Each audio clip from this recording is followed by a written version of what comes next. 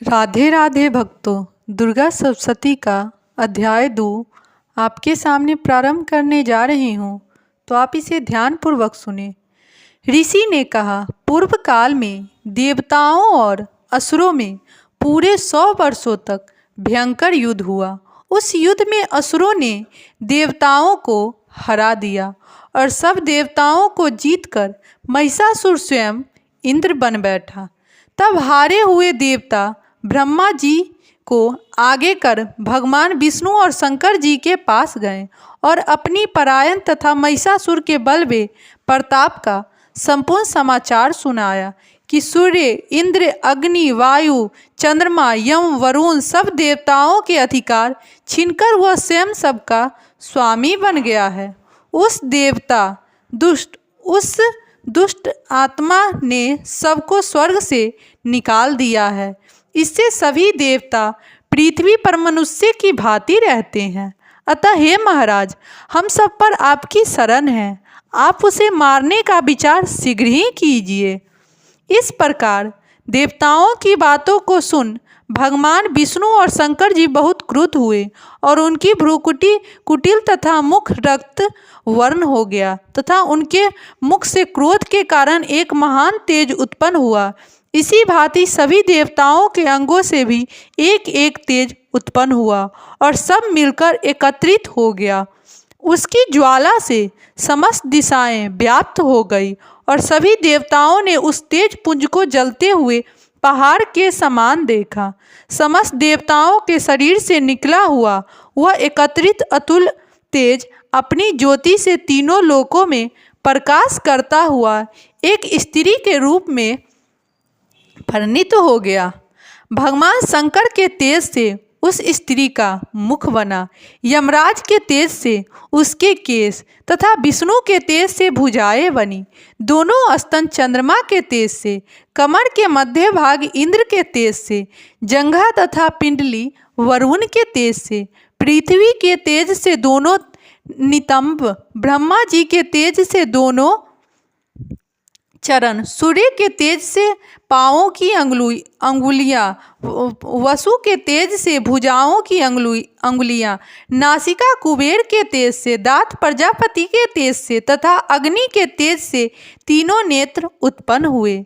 संध्याओं के तेज से दोनों भौहें, पवन के तेज से कान तथा इसी प्रकार अन्य देवताओं के तेज से शिवा कल्याणकारिणी देवी की सृष्टि हुई। संपूर्ण देवताओं के तेज पुंज से उत्पन्न हुई देवी को देख महिषासुर द्वारा सताए हुए सभी देवता अत्यंत प्रसन्न हुए। तत्पश्चात शंकर जी ने अपने त्रिशूल में से एक त्रिशूल और भगवान विष्णु जी ने एक चक्र दिया। वरुण ने शंख, अग्नि ने शक्ति, वायु ने धनुष और बाणों से भरे हुए तरकस प्रदान किए। इंद्र ने अपने वज्र में से निकालकर वज्र और आयुध दिया तथा ऐरावत हाथी से उतारकर एक घंटा प्रदान किया। यमराज ने काल दंड, वरुण ने पास, स्फटिक की माला, प्रजापति और ब्रह्मा जी ने एक कमंडल प्रदान किया। देवी के समस्त रोमकूपों में सूर्य देव ने अपनी किरणें भर दी। काल से चमकता हुआ खड्ग और ढाल भेंट किया। क्षीर सागर ने उज्ज्वल हार तथा 2 दिव्य वस्त्र, चूड़ामणि, कुंडल और कड़े दिए।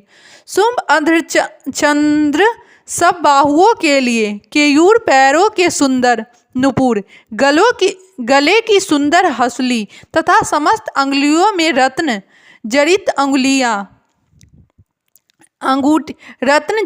अंगूठियां प्रदान की। अत्यंत निर्मल फरसा विश्वकर्मा ने भेंट किया और विविध भांति के अस्त्र तथा अवैध कवच दिए। समुद्र ने हृदय तथा गले में पहनने के लिए कभी न मैली होने वाली कमल की माला दी और सुंदर कमल के पुष्प प्रदान किए। हिमालय ने सवारी के लिए सिंह तथा अनेक प्रकार के रत्न प्रदान किए। मदिरा से भरा हुआ पात्र कुबेर ने दिया। भूमंडल धारण करने वाली नागराज शेष ने महामणियों से सुशोभित एक हार दिया। इसी प्रकार अन्य सभी देवताओं ने भी विविध भांति के आभूषण तथा आयुध प्रदान किए। तब भगवती देवताओं से भली भांति सम्मानित होकर बार बार ऊंचे स्वर से अट्टहास करती हुई गर्जन करने लगी, जिससे सारा आकाश गूंज उठा। भगवती की गर्जना कहीं समा न सकी और उसकी ध्वनि से संपूर्ण विश्व तथा सागर कांप उठे। संपूर्ण पृथ्वी तथा पर्वत कंपित हो गए। उस समय सारे देवतागण उस सिंहवाहिनी देवी की जय जयकार करने लगे। मुनिगणों ने भी भगवती की बड़ी विनम्रता से नतमस्तक होकर स्तुति की। इस प्रकार सारे विश्व को भयभीत देखकर असुरंग अपनी समस्त सेना से सुसज्जित कर खड़े हो गए और महिषासुर क्रोध में आकर बोला, यह क्या हो रहा है?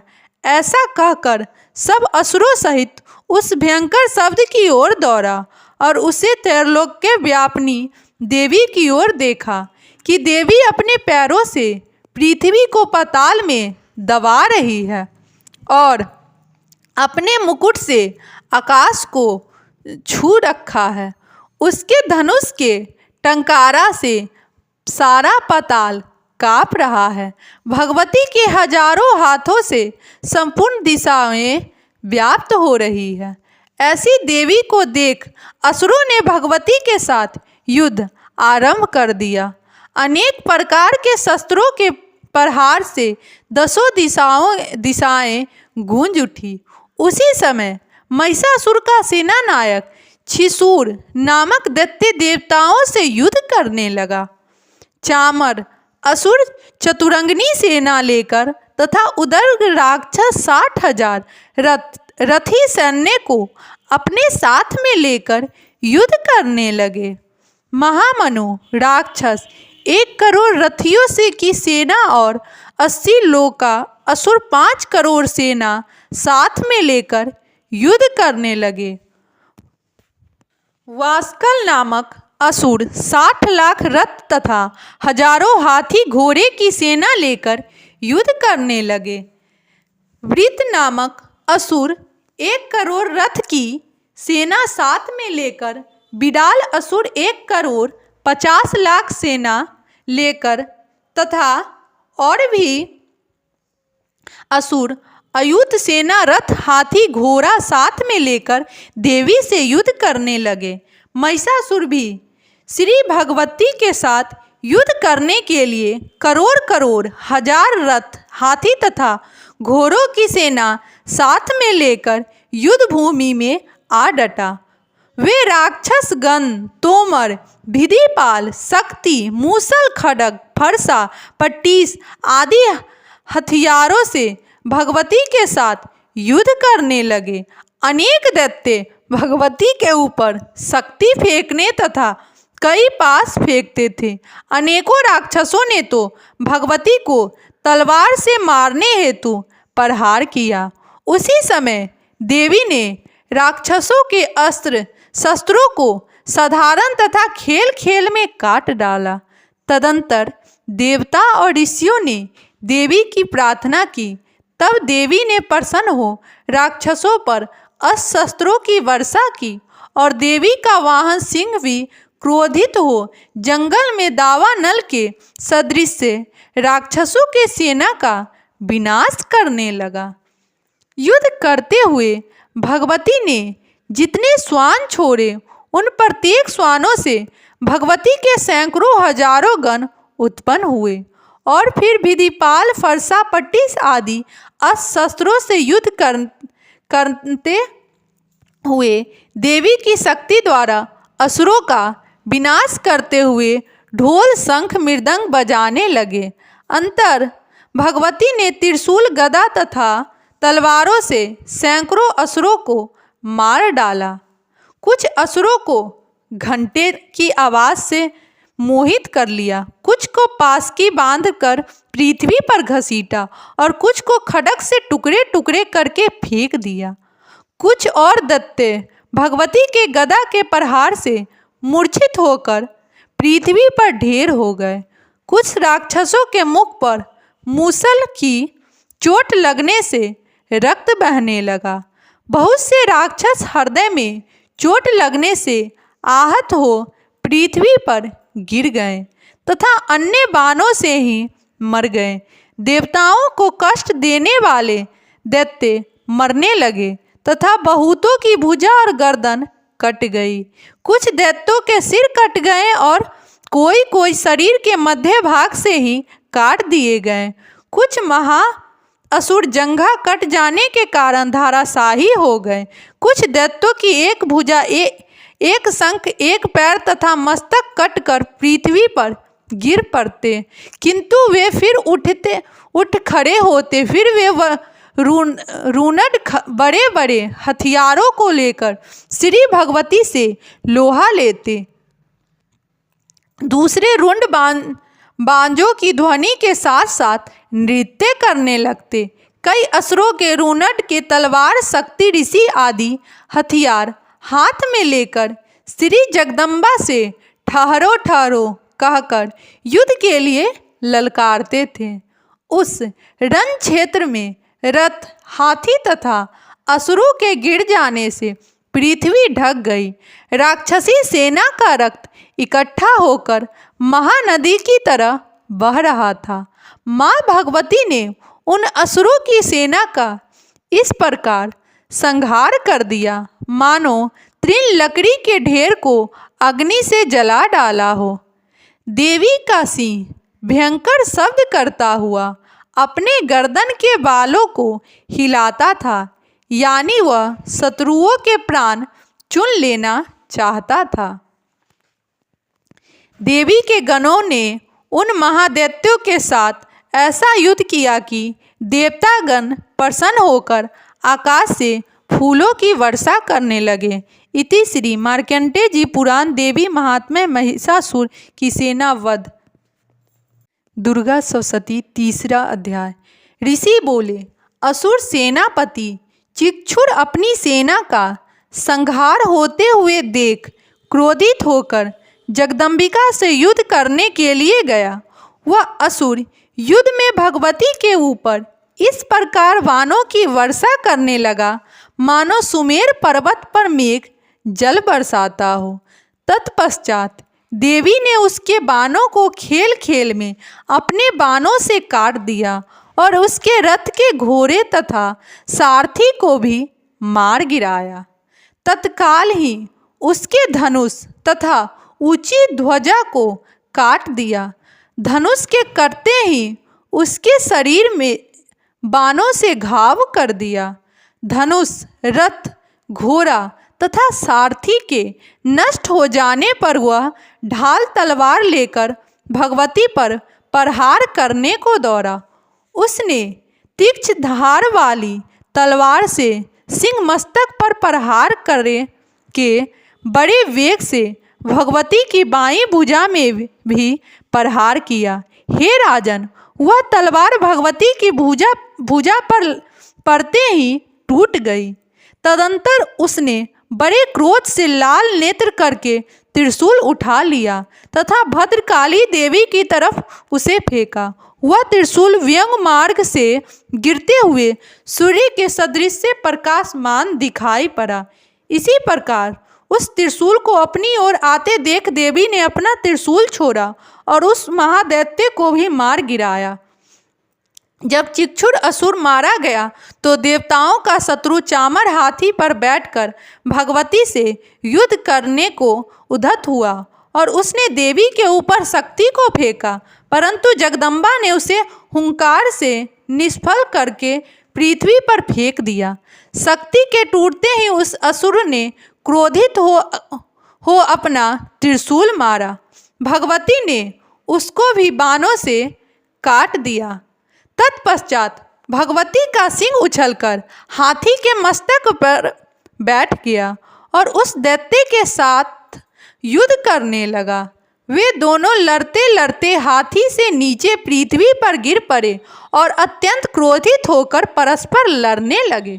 फिर सिंह ने बड़े वेग से आकाश की तरफ उछलकर चामर को थप्पड़ मारकर उसका सिर शरीर से पृथक कर दिया और देवी ने उदग्र को शिला वृक्ष आदि से मार दिया तथा दांत और मुक्कों की मार से कराल को मार दिया। तत्पश्चात भगवती ने क्रोधित हो उद्धत दैत्य को गदा से मार दिया। बिंदीपाल से वास्कल तथा गंधक और तार्म को बाणों से मार दिया। तीनों नेत्रों वाली भगवती ने उग्रास्य उग्रवीर्यो और महाहनु को मार डाला। बिडाल का सिर तलवार से काट दिया। धुरंधर और दुर्मुख को बाणों की मार से यमलोक पहुंचा दिया। इस भांति अपनी सेना का संहार होते देख महिषासुर भैंसे का रूप बना देवी के गणों को भय दिखाने लगा। किन्हीं को थुथुल से प्रहार करके, कुछ को खुरों से, कुछ को पूंछ की फटकार से, कुछ को सींगों की टक्कर से चोट मारने लगा। किसी को तेज दौड़कर, किसी को गर्जना करके, किसी को चक्कर देकर तथा किसी को श्वान की वायु से पृथ्वी पर पटकने लगा। इस तरह देवी की गणों की सेना के गिरते हुए महिषासुर देवी को मारने को दौड़ा तो भगवती ने उस पर क्रोध किया। फिर वह बलवान महिषासुर भी क्रोध करता हुआ धरती को विदीर्ण करने लगा तथा ऊंचे ऊंचे पहाड़ों को सींगों से फेंकता हुआ गरजने लगा। उसके वेग से दौड़ने से पृथ्वी फिरने लगी तथा पूंछ की फटकार से सागर का जल चारों तरफ फैलने लगा। सींगों की चोट से मेघों के खंड खंड हो गए तथा श्वान की वायु से उड़े हुए सैकड़ों पर्वत आकाश से नीचे गिरने लगे। इस प्रकार क्रोध युक्त महिषासुर को आते हुए देख चंडिका देवी ने उसको मारने के लिए क्रोध किया और भगवती ने पास को फेंका। वह असुर उस पास में बंध गया। पास से बंधते ही उसने अपना भैंसे का रूप त्याग दिया और सिंह का रूप धारण कर लिया। जैसे ही भगवती ने उसका सिर काटना चाहती थी कि वैसे ही वह असुर तलवार लिए मनुष्य रूप में हो गया। तब भगवती ने बाणों की वर्षा करके ढाल तलवार सहित उसके मनुष्य रूप को काट दिया। तब वह हाथी के रूप में उत्पन्न हो गया और भगवती के सिंह को अपनी सूंड से खींच खींच कर गर्जने लगा। भगवती ने तलवार से उसकी सूंड काट दिया। तदंतर वह महिषासुर फिर भैंसे का रूप धारण कर त्रैलोक्य के सभी चराचर मात्र को पहिए की तरह कष्ट देने लगा। तब तो चंडिका देवी क्रोधित हो सुरापान करने लगी और लाल लाल नेत्र कर हंसने लगी। बल वीर्य के अहंकार के कारण वह महिषासुर भयंकर गरजता हुआ सिंगों से चंडिका देवी की ओर पहाड़ों को फेंकने लगा। फिर देवी ने अपने बाणों से उन पर्वतों को चूर्ण करती हुई लड़खड़ाते बचनों से बोली। देवी ने कहा, ओ मूढ़, मैं जब तक मधुपान करती हूँ तब तक तू क्षण भर के लिए गर्ज ले। मैं तुझे अभी यहीं मारूंगी। तब यहाँ देवता गर्जना करेंगे। ऋषि बोले। देवी इतना कह उस महान असुर के ऊपर चढ़ गई और अपने पांव से दबाकर उसे त्रिशूल से मारने लगी। वह असुर भी देवी के पैरों से दबा हुआ अपने मुंह की ओर से दूसरे रूप में आधा बाहर की ओर निकलने की ही पाया था कि भगवती ने अपने बल पराक्रम से उसे रोक दिया। आधा निकला हुआ महादैत्य जब भगवती से युद्ध करने लगा तो देवी ने अपनी तलवार से उसका सिर काट डाला। तदंतर हाहाकार करती हुई दैत्य की समस्त सेना भाग गई, जिसे देख समस्त देवगण बड़े प्रसन्न हुए और दिव्य महर्षियों के साथ सभी देवगण भगवती की प्रार्थना करने लगे और गंधर्वराज गाने तथा अप्सराएं नृत्य करने लगी। तीसरा अध्याय संपन्न हुआ।